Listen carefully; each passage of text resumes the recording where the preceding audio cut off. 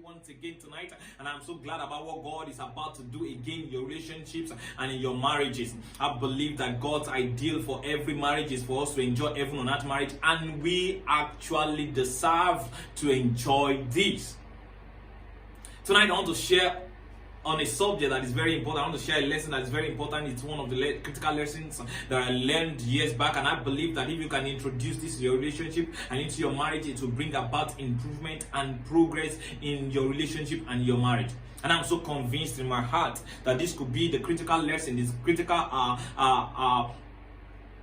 thing that you need to introduce to your relationship to bring back the peace, the harmony, and the progress that you truly desire in your relationship and in your marriage.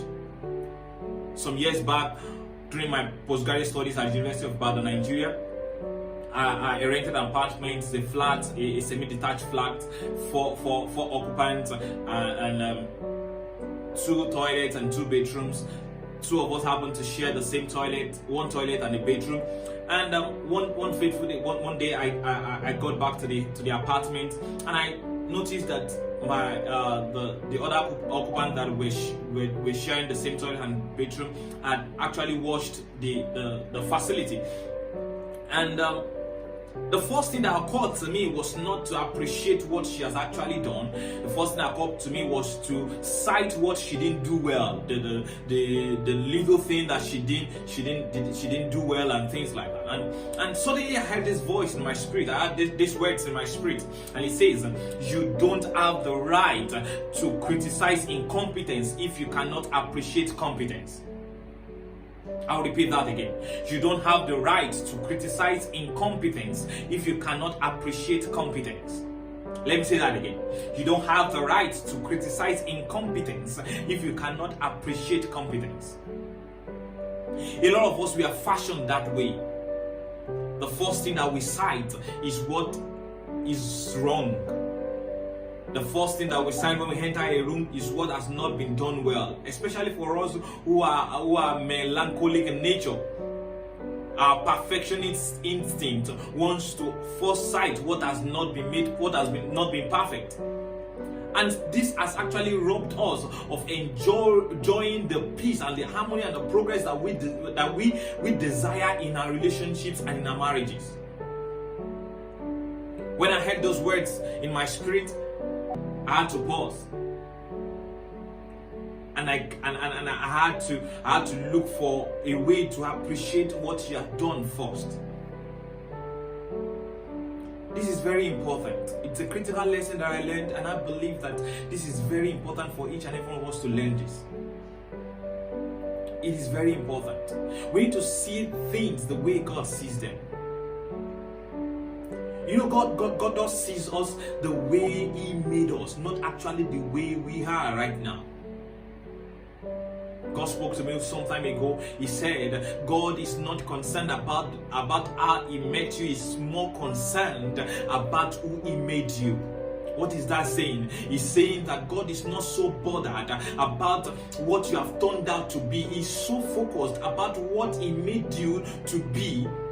And His intention is to bring you into the reality of who He made you to be, not what you have actually turned out to be. So God is making all the effort. He sent His Son to come and to die for us, to reconcile us back. What He did was for us to come back to the reality of who He made us. That is how God sees us. The angel saw Gideon and he said, "Oh, thou mighty man of valor." Gideon was surprised. The guy was just hiding somewhere. He was hiding as like a weakling. But God doesn't see us the way we see ourselves most of the time. He sees us the way He made us, and He made us so powerful.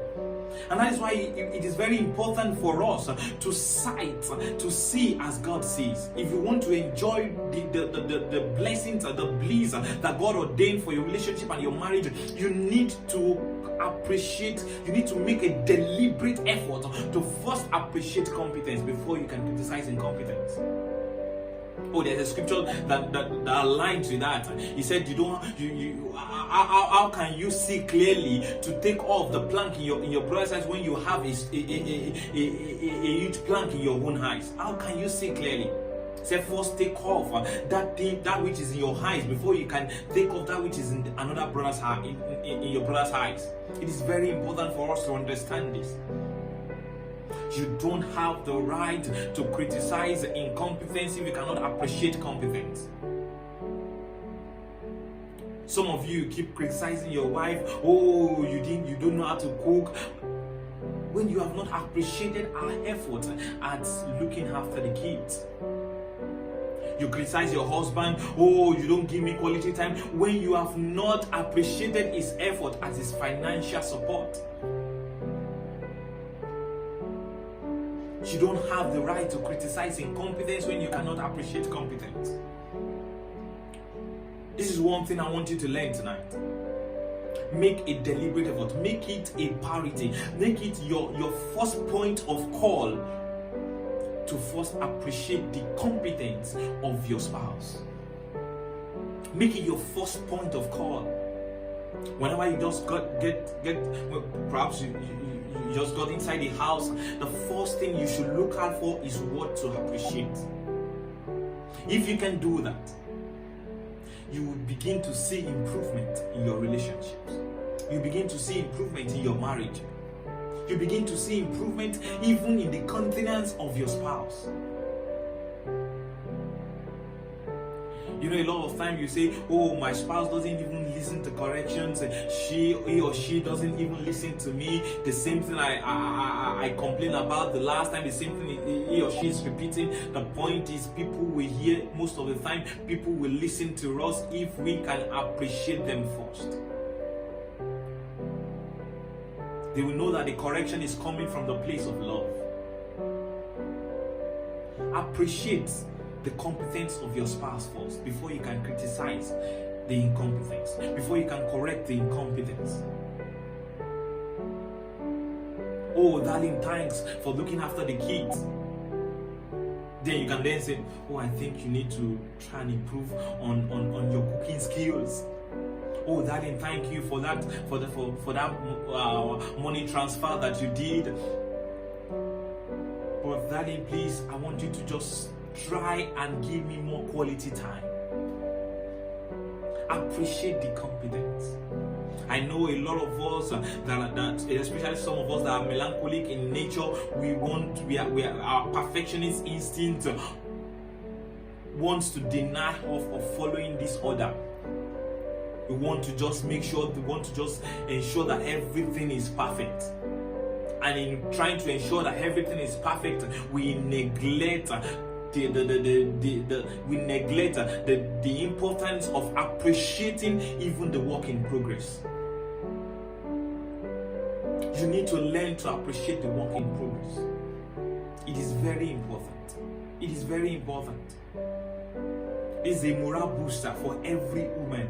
Everyone wants to be celebrated. Everyone wants to be appreciated. Even your kid wants to be appreciated. Don't first look at the incompetence.